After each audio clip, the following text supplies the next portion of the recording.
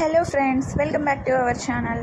పొనగంటి కూరతో మళ్ళీ కొత్త రకం రెసిపీతో మీ ముందుకు వచ్చాను. అదే అండి పొనగంటి కూర పెసరపప్పు ఫ్రై. ఇంకెందుకు ఆలస్యం, ఇది ఎలా చేయాలో చూసుకుందాం. ముందుగా ఒక కడాయి పెట్టుకొని ఆయిల్ వేసుకోవాలి.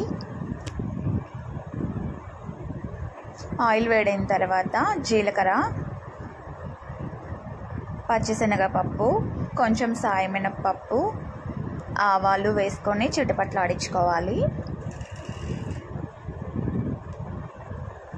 ఇవి చిటపట్లాడే అప్పుడు దంచి పెట్టుకున్న వెల్లుల్లిపాయ, కరివేపాకు, ఒక 3-4 ఎండుమిర్చి వేసుకొని వేయించుకోవాలి.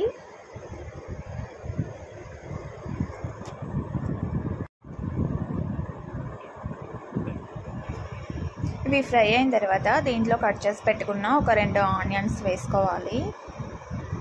ఆనియన్స్ కలర్ చేంజ్ అయిన తర్వాత దీంట్లో మనం ముందుగా నానబెట్టుకున్న పెసరపప్పు వేసుకొని కొంచెం బ్రౌన్ కలర్ వచ్చేంత వరకు దీన్ని ఫ్రై చేసుకోవాలి.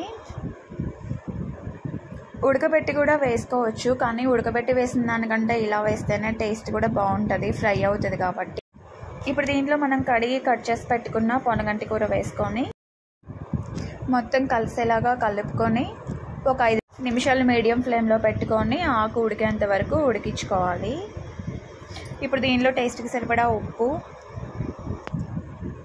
పసుపు వేసుకొని ఒకసారి మళ్ళీ కలుపుకొని ఒక 2 నిమిషాలు అలా ఉడికించుకోవాలి.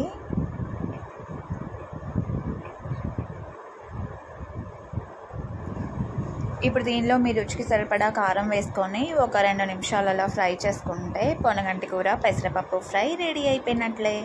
ఈ వీడియో మీకు నచ్చితే లైక్ చేయండి, నా ఛానల్ని సబ్స్క్రైబ్ చేసుకోండి. చూసారా ఎంత పొడి పొడిగా వచ్చిందో? మీరు కూడా ఒకసారి ట్రై చేసి ఎలా వచ్చిందో కామెంట్ బాక్స్లో కామెంట్ చేయండి.